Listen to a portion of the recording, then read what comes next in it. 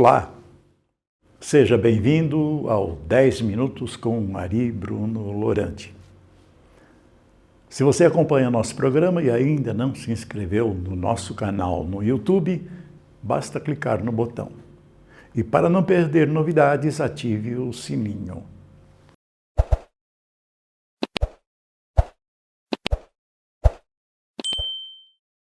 Obrigado. Os comentários deste programa sempre provocam algumas reações. Às vezes de aplauso, às vezes nem tanto. Mas feedback sempre é importante, porque mostra que estamos fazendo alguma diferença. Mas no comentário sobre o verdadeiro papel do designer da semana passada, recebi uma mensagem que emocionou. Giovanni Mascaro é designer e escreveu: desde a faculdade que eu não lia algo sobre design que me arrepiava em cada frase. Giovanni, você sabe quanto é importante o design de móveis. E não são raras as vezes em que nos incomoda ver profissionais mais preocupados em buscar prêmios do que em criar produtos que façam sentido para as pessoas. E reforçamos agora. No fim das contas, design não é sobre o designer. É sobre o que a peça se torna na vida de quem a usa.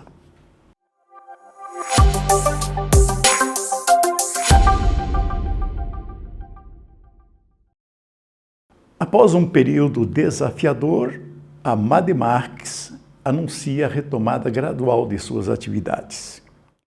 Inicialmente, ela vai operar com 50% da sua capacidade. A empresa foi uma das mais atingidas pelas enchentes em Ubá.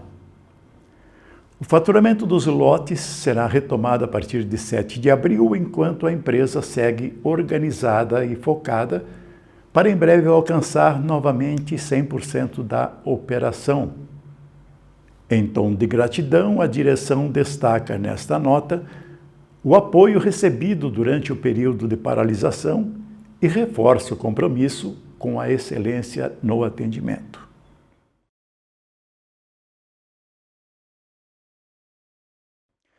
Mais do que uma retomada operacional, o momento evidencia a resiliência dos proprietários, os irmãos Newton e Nério Coelho.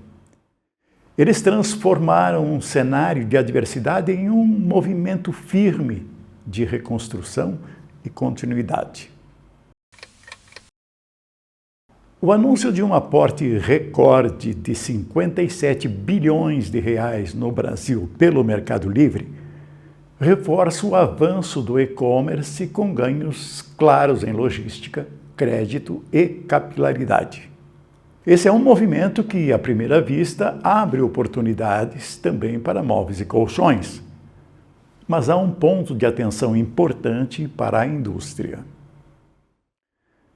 A mesma empresa que investe pesado na estrutura local também avança na conexão direta com fornecedores asiáticos, inclusive com operação logística na China, encurtando caminhos e aumentando a competitividade de produtos importados no mercado brasileiro.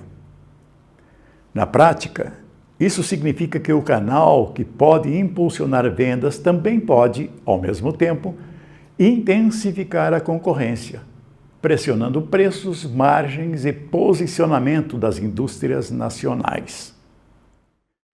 Fica o alerta. Em um ambiente cada vez mais integrado e competitivo, estratégia não é só vender mais, é entender com quem se está competindo dentro do mesmo ecossistema. Porque, no fim das contas, o velho ditado continua atual: pau que dá em Chico, dá em Francisco.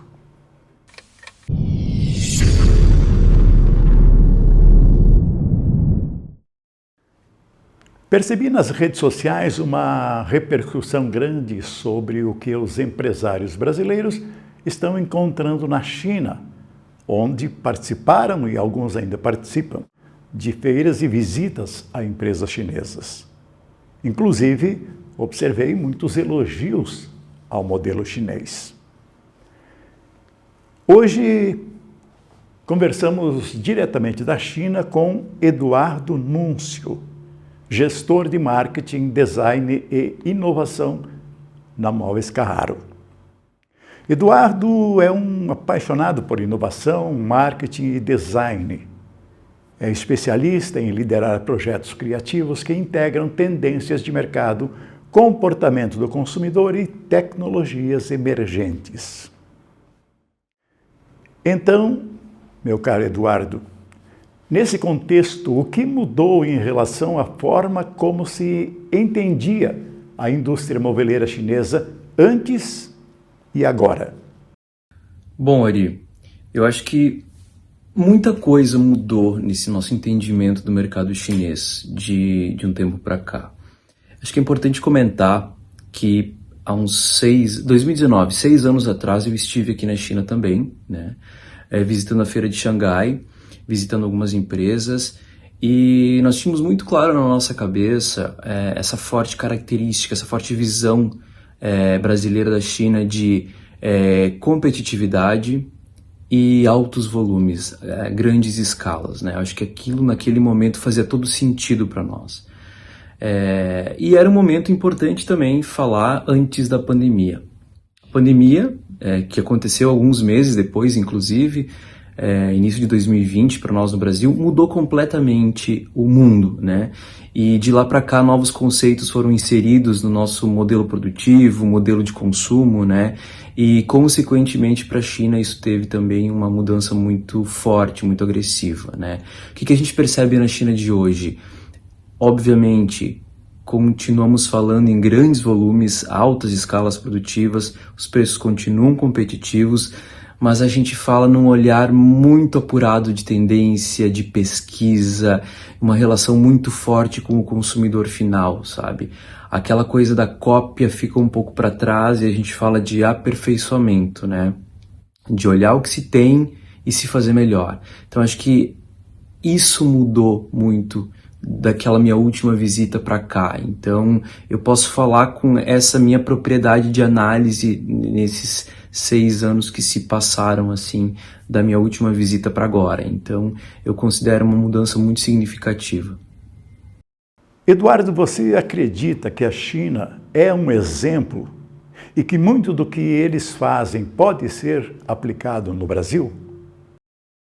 Com certeza, Ari, eu não tenho dúvidas de que o mercado chinês ele pode sim ser um forte exemplo para o nosso mercado brasileiro, em inúmeros quesitos. Então, quando a gente fala, por exemplo, em agilidade, que é um dos grandes diferenciais aqui do mercado chinês. Então, olhando lá para o nosso mercado, fazer com que o produto saia lá do desenho e chegue na prateleira para o nosso cliente com mais agilidade, ainda mais agora que a gente fala num comércio eletrônico muito forte no nosso país, onde agilidade é um grande diferencial. Fazer melhor também, né? Então não copiar, mas se inspirar e fazer com que dessa forma a gente consiga entregar muito mais diferencial para o nosso consumidor.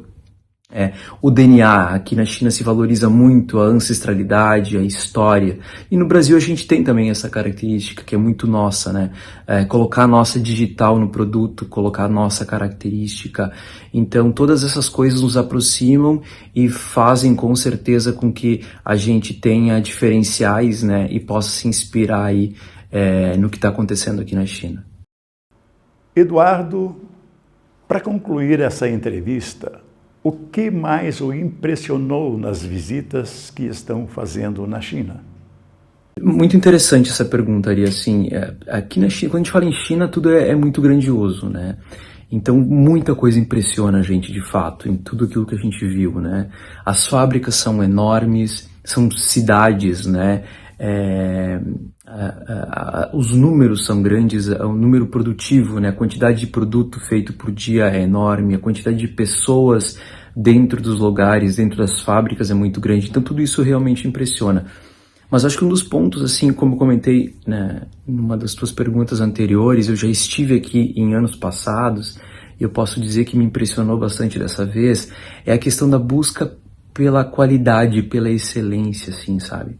A gente pôde visitar inúmeras fábricas e ver a preocupação dos empresários daqui em manter esse rigor, essa busca constante por qualidade. Então, inúmeros laboratórios extremamente modernos, com certificações, com ISOs, assim. Então, a gente percebe que isso é uma busca constante, assim, do empresário chinês aqui, de fato, apresentar um produto com qualidade e manter depois essa qualidade na entrega, né, dos pedidos que são acertados e combinados. Então, isso realmente me impressionou bastante, principalmente quando a gente compara anos passados, assim, pelo histórico e pelo estigma, né, que o produto chinês tinha no passado e que com certeza a gente acaba não vendo mais nos dias de hoje, né? Nosso entrevistado de hoje, Eduardo Núncio, gestor de marketing, design e inovação na Móveis Carraro, que nos deu um panorama sobre a China hoje, principalmente do ponto de vista do setor moveleiro. Muito esclarecedor o ponto de vista do Eduardo. Não acham?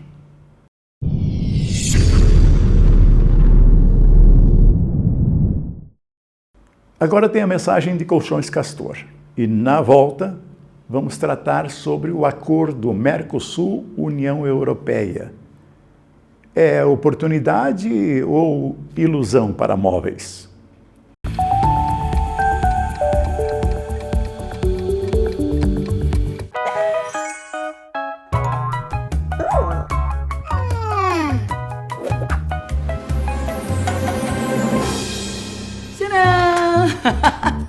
Olha, eu nunca pensei que eu fosse passar por aqui vestida de Castorzinho só pra chamar sua atenção por um tema tão importante.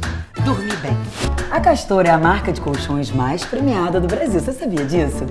São mais de 60 anos de tradição com os melhores produtos para uma noite de sono perfeita. Eu escolho Castor, um sonho de colchão.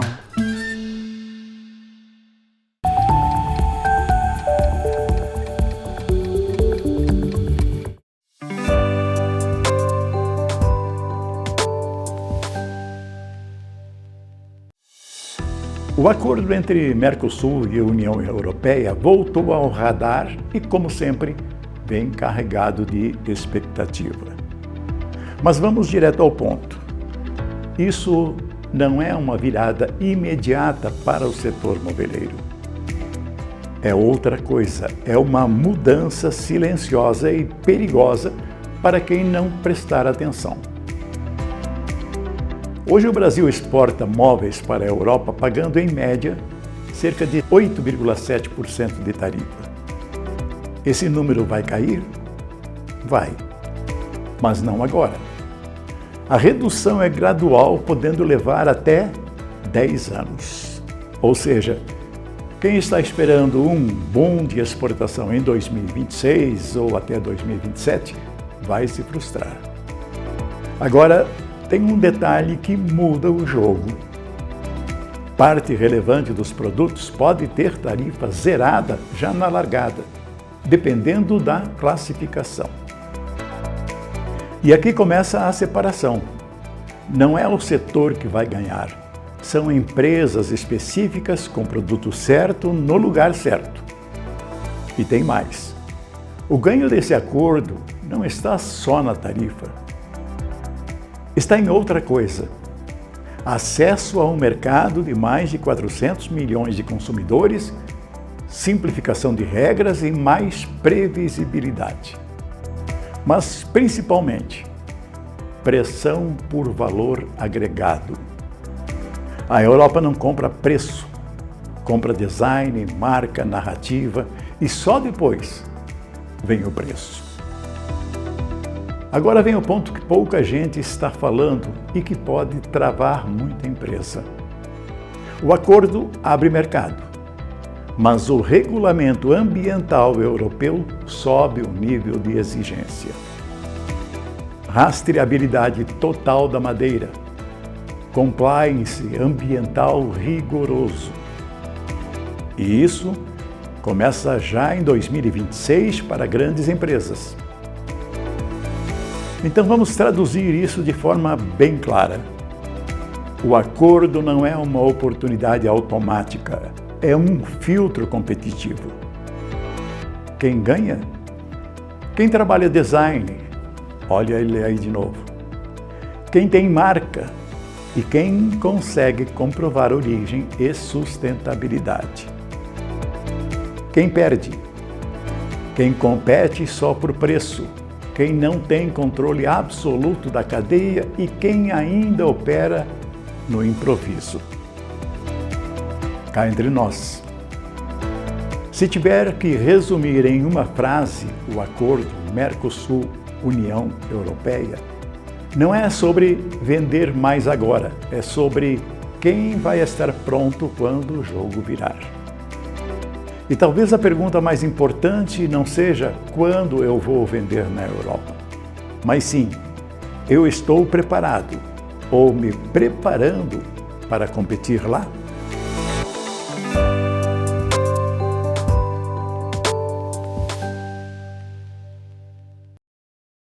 Dez minutos com Ari Bruno Lorandi termina aqui. Obrigado a você que está sempre com a gente. E até a próxima semana.